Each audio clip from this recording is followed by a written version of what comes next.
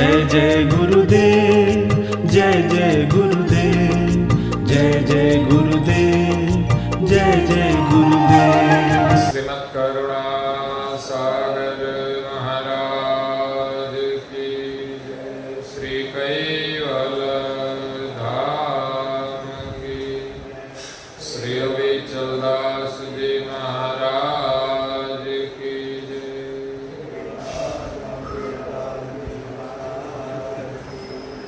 सत केवल साहेब, सत केवल साहेब, सत केवल साहेब।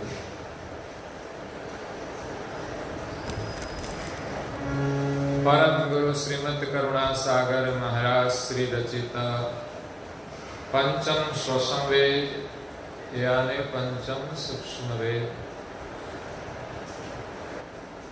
स्थावर तिलक चिंतामणि स्कंद दूसरा है और चौपाई नंबर है 1।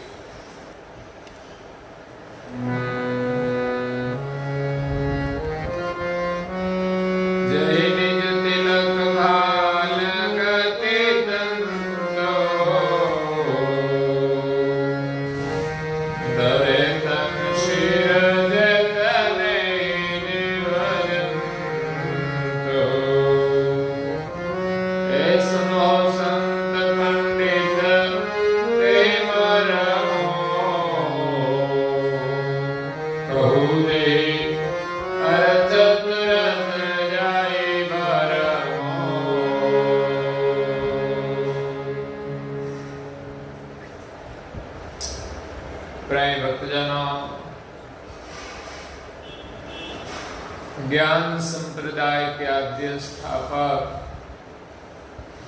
अनंत ब्रह्मांडाधीश केवल कर्ता के परम विशेष अंश सकर्ता सिद्धांत का प्रतिपादन करने वाले पंचम स्वसम वेद के रचयिता अनंत अंशों के तारणहार केवल धर्म धुरंधर नव बुद्धि के सागर महान समर्थ परम श्रेष्ठ परम विभूतिवान परम दयालु परम कृपा निधि सर्वज्ञ दिव्य परम गुरु श्रीमद् करुणा सागर जी महाराज स्वरचित पंचम स्वसम वेद ग्रंथ में दूसरे स्कंद में स्थावर तिलक चिंतामणि स्कंद 2 में तिलक की महिमा का वर्णन करते हुए पूज्यपाद श्री नारायणदास जी महाराज श्री के माध्यम से विश्व भर के मनुष्य तनधारी चैतन्य जीवात्माओं को ज्ञान का उपदेश देते हुए अपनी अलौकिक अमृतमय वाणी से कहते हैं कि जहि निज तिलक भाल गति तंतु धरे तन शीर जितने ही जीव जंतु। बाल तिलक की जो गति है उनका वर्णन दिव्य परम गुरु जी करते हुए कहते हैं कि जितने भी जीव जंतु ने शरीर धारण किया है उनके सिर पर कि बाल तिलक की गति अंकित की गई है। शरीर के ऊपर भी उनकी गति वर्तमान करती है। सुनो संत पंडित ते ही मर्मो, विश्व भर के जो संत महापुरुष है, पंडित है, ज्ञानी है, उनको संबोधित करते हुए दिव्य परम गुरु जी कहते हैं कि मैं बाल तिलक का मर्म बताता हूं। ऐसे तो तिलक एक संस्कार है, विभिन्न संप्रदायों में अपना अपना प्रतीक रूप तिलक होता है, जो संप्रदाय की एक पहचान भी होती है। यहां परम गुरु जी भाल तिलक का वर्णन करते हैं। हम सबको आज्ञा भी दी है कि ललाट में भ्रकुटी के स्थान पर भाल तिलक धारण करना। वो तिलक कैसा है उनका भी वर्णन किया है। तो सिर्फ मनुष्य के सिर पर ललाट पर करने की ही आज्ञा नहीं की है। अगर तो मनुष्य को आज्ञा दी है, लेकिन उसकी महिमा कैसी है उसका वर्णन करते हैं। ये तिलक सृष्टि के जितने भी जीव है और जिस सभी अंशों ने जो शरीर धारण किया है, उनके शरीर पर तिलक की निशानी अंकित की गई है। अगर तो भाल तिलक की जो गति है सब तत्वों में वर्तमान करती है। सब शरीर के पर उनके चिन्ह भी दिखाई देते हैं। सुन हो संत पंडितम, यही मर्म। हे संत और पंडित, सभी विद्वान पुरुषों को ज्ञान बोध करते हुए कहते हैं कि आप सब उनका मर्म समझे। शायद छोटे जीव दशा के जीव समझ न भी पाए, लेकिन आप तो पंडित है, विद्वान है, संत है, आप तो समझ पाएंगे। कहूं जेहि अर्थ तुरत जाय भरमो। यही बाल तिलक का जब अर्थ समझ में आएगा तो सब प्रकार की भ्रमणा मिट जाएगी। संसार में विभिन्न प्रकार के तिलक है, क्यों? और परम गुरु जी हमें भाल तिलक करने का सूचन करते हैं, आज्ञा देते हैं। तो उनका अर्थ क्या है, उनका आशय क्या है? तो उनका अर्थ समझ में आएगा तो सब भ्रम मिट जाएगा। आगे कहते हैं, हे नाम रूप गुण जीवतन जयते, अचर चराचर जल थल तेते, तिलक वाल सर्व सिर अधिकारा,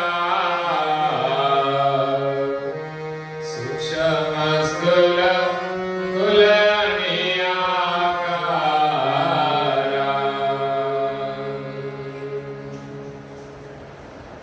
नाम रूप गुण तन जेते, जितने भी शरीर है उनका कोई नाम है, उनका कोई रूप है, उनका कोई गुण है। नाम रूप और गुण धारण करने वाले जितने भी शरीर है, अचर चराचर, अचर मतलब स्थावर जाति, जो अचर है। चर का मतलब विचरण करना, हलन चलन करना, लेकिन अचर जो विचरण नहीं कर सकती, ऐसी स्थावर जाति को शास्त्रों में अचर कहा है। अचर चराचर, चर और अचर दोनों, चराचर। जल थल जेते, स्थावर और जंगम में कई जीव जंतु जल पर, स्थल पर भी वर्तमान करते हैं, स्थल पर भी रहते हैं और जल में भी है।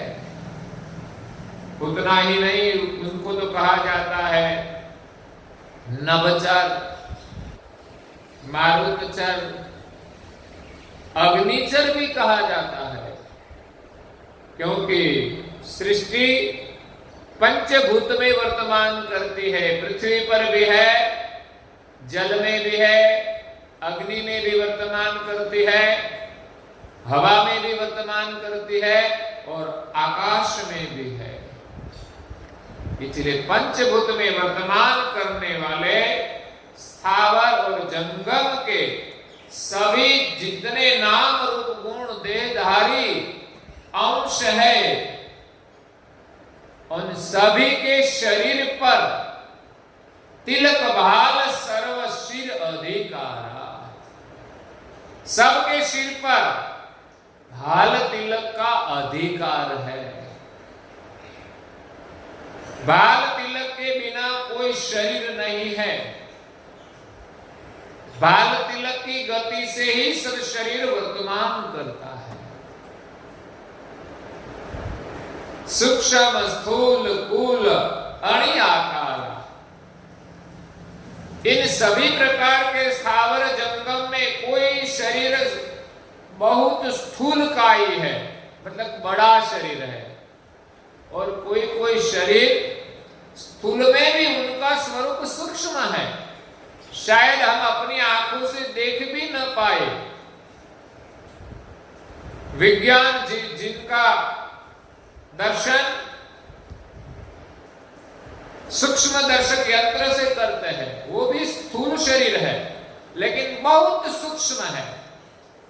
हमारे शरीर में रहने वाले बैक्टीरिया है, वो भी तो एक जीव है, लेकिन हम उसको देख नहीं पाएंगे।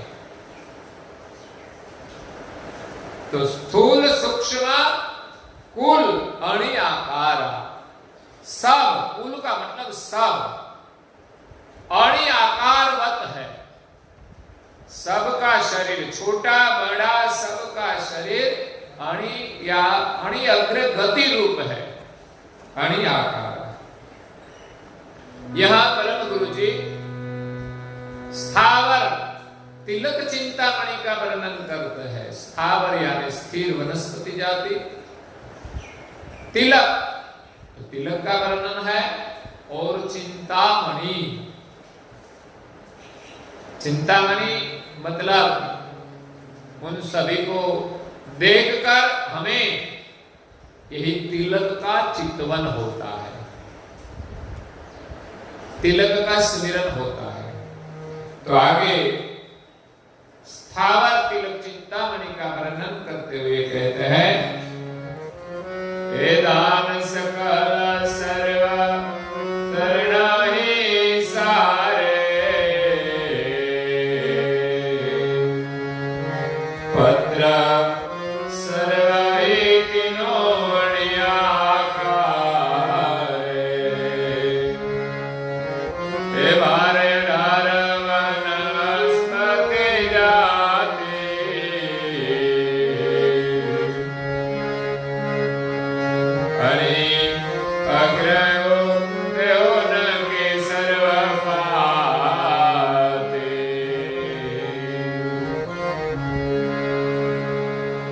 दान सकल सर्वतरण ही सारे। स्थावर जाति का वर्णन है, दान सकल सर्वतरण ही सारे। दान मतलब अनाज, नाज। हम गुजराती में कहते हैं उसके घर में तो खाने के लिए दान भी नहीं है। किसी के घर में धन भी नहीं है तो दान भी नहीं है। तो धान सकल सर्वतरण ही सारे, जो नाज है और सभी प्रकार के जो तरण जाति है, क्योंकि स्थावर में पंच प्रकार है। पूज्यपाद श्री नारायण दास जी महाराज श्री ने सिद्धांत भावनी ग्रंथ में वर्णन किया है कि वृक्ष तरण जल पनड़ी वेली, एक एक पे अधिक एक दूसरे के प्रति मिलकर वर्तमान करते हैं। एक पे अधिक हमेल। तो वृक्ष जाति जो बड़े बड़े वृक्ष होते हैं, बड़े बड़े कैसे वृक्ष होते हैं पता है आपको? विदेश में एक इतना बड़ा वृक्ष है, इतना बड़ा कि बीच में उनके जो थड़ होता है उनको काट कर वाहन जाने का रास्ता बनाया है, और वृक्ष खड़ा है। साइड में जो वृक्ष है इसमें से पोषण मिलता है, इतना बड़ा वृक्ष। और एक वृक्ष ऐसा है कि इसके अंदर किसी ने दुकान बनाई है, स्टॉल बनाया है। वो स्टॉल स्ट्रीट ट्री कहा जाता है। तो उनको देखने के लिए कई लोग जाते हैं। इसलिए सृजनहार ने वृक्ष जाति का जो निर्माण किया है, कई सालों तक ऐसे वृक्ष रहते हैं। वृक्ष तरण, तरण जाति जो घास है, घास फूस, ये तरण समान है। तृण जाति जो पशु आदि का चारा है वो तृण जाति है। वृक्ष तरण जल, जल में रहने वाली जल जाति वो भी अलग होती है। पनड़ी जाति जो पत्ते आते हैं, पर्ण होते हैं। और पांचवी है बेली जाति, जिसका वेला सब जमीन पर भी लेटता है, और कहीं बगल में जो पेड़ पौधा होता है तो उन पर भी चढ़ जाते हैं। ऐसी बेली जाति, 5 जाति है। 5 तत्वों के विभिन्न मिश्रण से ये 5 जाति बनाई है। तो यहां परम गुरु जी कहते हैं कि धान सकल सर्व तरण ही सारे, पत्र सर्व ही तिनवाणी आकार है। जितने भी दान है, तरण जाति है, पदड़ी जाति है, उन सभी के पत्र, ज्यादातर सभी वनस्पति के पत्र अणि आकार के हैं। वो भी एक बाल तिलक की गति है। इस गति से उनका शरीर में से विकास होता है। जब पर्ण का अंकुर निकलता है तब अणि अग्र रूप निकलता है। बाद में शायद वो उसका आकार किसी का न भी हो अणि अग्र, लेकिन जब निकलता है तब अणि अग्र निकलता है। और ज्यादातर हम वनस्पति जाति को देखते हैं तो उनके सभी के पत्ते अणि अग्र रूप है। ऐसा परम गुरु जी यहां कहते हैं। हमने शायद सभी वनस्पति देखी भी ना हो, क्योंकि वनस्पति की जाति कितनी है। नारायणदास जी महाराज श्री तो कहते हैं कि 4 खान में 4 प्रकार के शरीर को धारण करने वाले जीव वर्तमान करते हैं। स्वेदज, जरायु, उद्बीज, इंडज। तो उद्बीज का मतलब है जो बीज से उदय होता है, उनको उद्बीज कहा जाता है। तो इन चारों खान में वर्तमान करने वाले जो शरीर है वो सभी की गिनती 21 लाख की गई है। स्वेदज जो जल से उत्पन्न होने वाली जाति 21 लाख है। जरायु जो गर्भ से शरीर बनता है और उनका प्रसव होता है, ऐसी 21 लाख। इंडज जो अंडे से शरीर बनता है, ऐसे 21 लाख है। और उद्बीज जो बीज से उदय होता है, उनकी 21 लाख जाति है।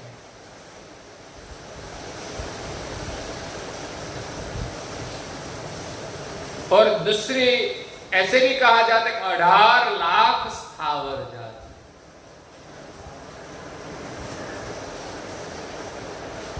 तो यहां दिव्य परम गुरु जी कहते हैं कि भार 18 वनस्पति जाति, वनस्पति की जाति सब मिलकर 18 भार है। 18 भार का मतलब उनका वजन किया गया है। तो सभी वनस्पतियों का तो वजन नहीं किया है, क्योंकि एक एक पेड़, शायद बड़ा पेड़ तो 18 बार हो जाता है। एक वट वृक्ष होता है, बटका वृक्ष जो होता है, उनका भी वजन कितना हो जाता है। लेकिन यहां वर्णन जो किया है वो उनके बीज का वर्णन किया है। जितने भी स्थावर जाति है उन सभी का एक एक बीज लिया जाए और सभी बीज का जो वजन किया जाए तो 18 भार होता है। भार में तो समझ नहीं पड़ेगी, पुराने लोग जानते थे और पुराना शब्द का प्रयोग किया है, इसलिए यहां तो अलग अलग प्रकार के वर्णन किए हैं। कभी संख्या में भी गिनती कर दी है, 84 लाख प्रकार बताए हैं। इसमें स्थावर जाति का जो वर्णन किया है वो 18 लाख का वर्णन किया है। लेकिन और जो बाकी रहा वो जलचर में आता है। 18 लाख है वो पृथ्वी पर की है, लेकिन बाकी जो रहती है 21 लाख बताई है। तो इसमें जलचर की गिनती अलग है, 22 लाख जलचर जाति है और 18 लाख स्थावर जाति। मतलब जलचर में स्थावर भी है और पृथ्वी की जो स्थावर जाति है वो शायद 18 लाख होगी। और जलचर जाति का वर्णन किया, इसमें जंगम का भी वर्णन है और स्थावर का भी। इसीलिए 84 लाख प्रकार की जो गिनती की है, इसमें 13 लाख मनुष्य की जाति है, 7 लाख पशु की जाति है, 10 लाख कीट जाति है, 22 लाख जलचर जाति है, 18 लाख स्थावर जाति है। सब मिलकर 84 लाख की गिनती होती है। तो यहां वनस्पति की जाति 18 बार है। तो 18 बार की गिनती कैसे है? तो एक बार का वजन कितना होता है? 24 मन। मन का मतलब है एक मन बराबर 20 किलोग्राम। 20 किलो का मन और 24 मन का एक भार। ऐसे कितने भार? 18 भार वजन सभी वनस्पति के बीज का होता है। और वर्णन एक आता है, जो वनस्पति जाति का भिन्न भिन्न प्रकार है, वृक्ष, तरण, जल, पनड़ी, वेली, उसकी एक प्रकार से गिनती ग्रंथ में वर्णन है। भूवेली खटभार। भू मतलब पृथ्वी। पृथ्वी पर जो वेली जाती है वो खट भार है। जो भार का वर्णन किया, इसलिए मैं कहता हूं कि 6 भार वेली जाती है, 4 सिर पुष्प विराजे, और दूसरी जो 4 भार वजन है, ऐसी जो वनस्पति है उन सभी के सिर पर फूल आते हैं, पुष्प लगते हैं। 4 सिर कंटक राज, बिना पुष्प शीर्षार 4 सिर कंटक राज। 4 बार बीज की वनस्पति ऐसी है जिनको फूल लगता नहीं, और 4 बार वनस्पति के बीज की जाति ऐसी है कि जिनको कांटे लगते हैं। कांटे वाली 4 बार है, बिना पुष्प की 4 बार है, पुष्प वाली 4 बार है, और वेली जाति 6 बार है। तो कितना हुआ? 18 बार हो गया। अणि अग्रेव तेहुन की सर्वपाती। परम गुरु जी कहते हैं इन सभी के पत्र ज्यादातर अणि अग्र उनका आकार है। और आगे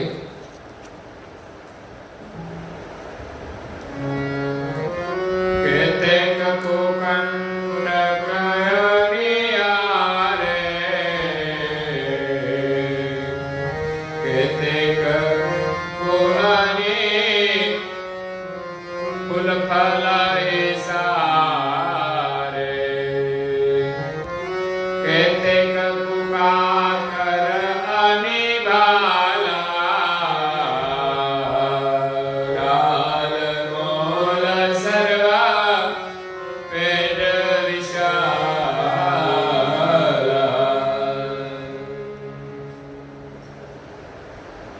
बाल तिलक का दर्शन कराते हुए दिव्य परम गुरु जी कहते हैं कि वनस्पति जाति में केतेक को कंटक अनियार।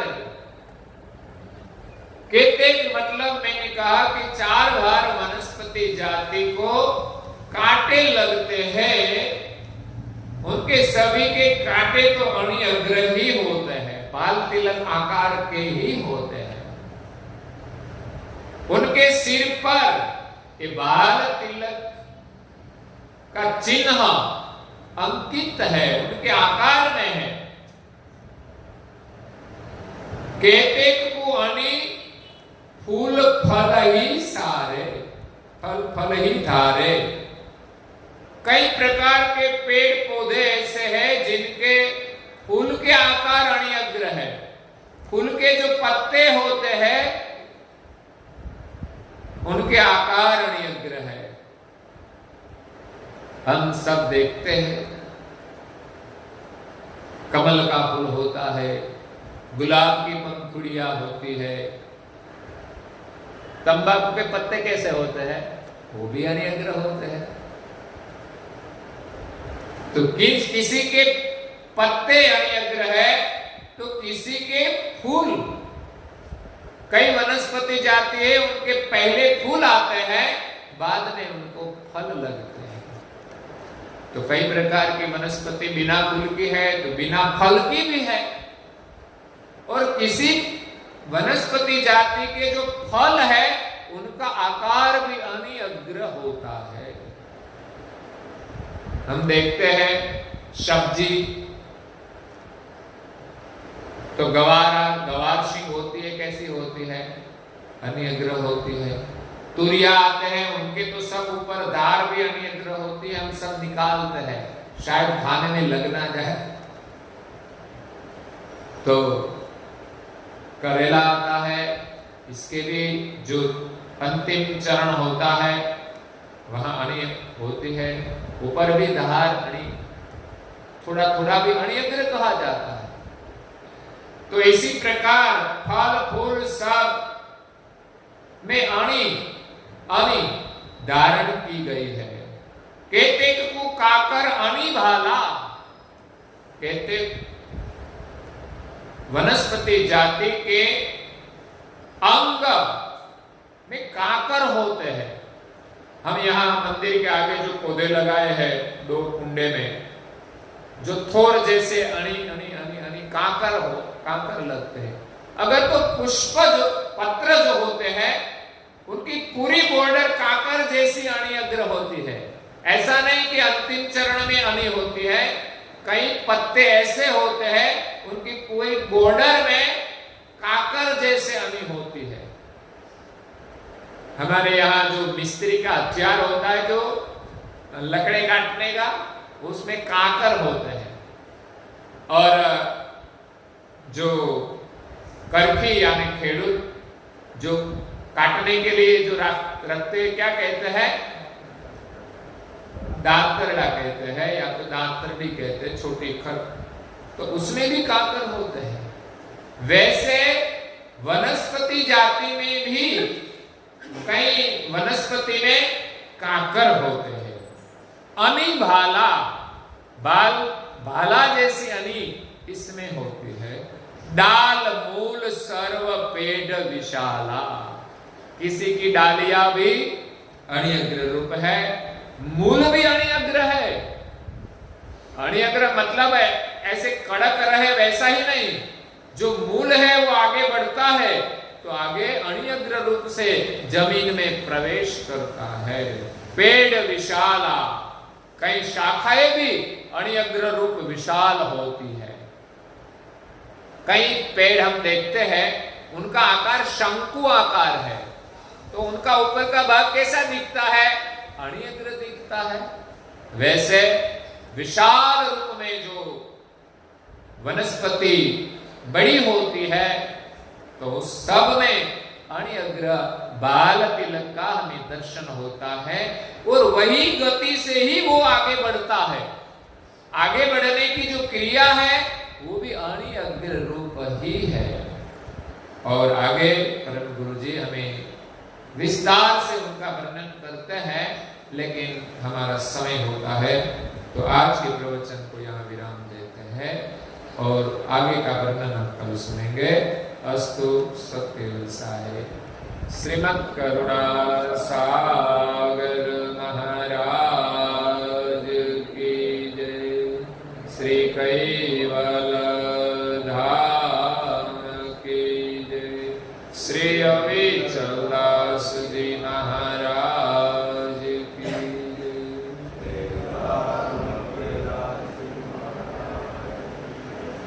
सत्केवल साहेब, सत्केवल साहेब।